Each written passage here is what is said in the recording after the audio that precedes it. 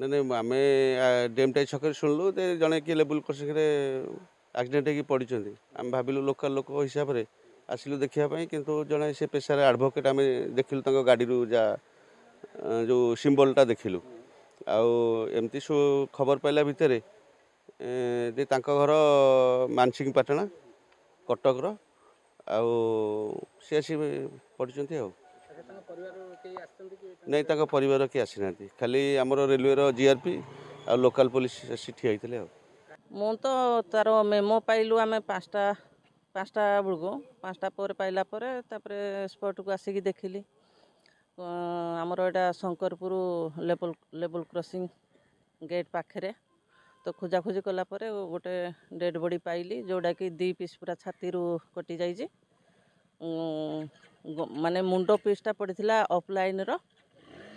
Offline ସାଇଡ଼୍ରେ, ଆଉ ବଡ଼ିଟା track ମଝିରେ।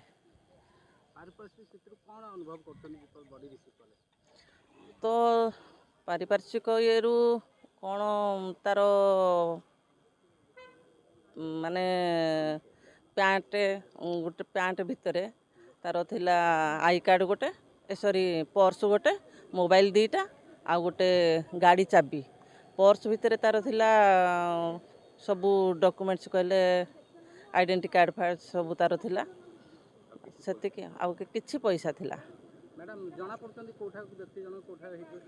ନାଇଁ ସେଟା ତ ଦେଖିନୁ, ଜଷ୍ଟ ଆସିକି ତ ଏତିକି ପାଇଛୁ। ପାଇଲା ପରେ ଆମେ ଦେଖୁଛୁ, ଚେଷ୍ଟା କରୁଛୁ ତାର ଆଇଡେଣ୍ଟି କାର୍ଡ଼ ଫାର୍ଡ଼ ଚେକ୍ କରିକି ଆମେ କିଛି ତାଙ୍କ ଘର ଲୋକକୁ ଇନଫର୍ମେସନ୍ କରିବୁ ବୋଲି ଆଶା କରୁଛି ଆଉ।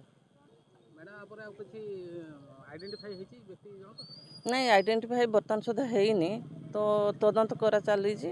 ତଦନ୍ତ ପରେ ଯାହା ଜଣାପଡ଼ିବ ଆଉ।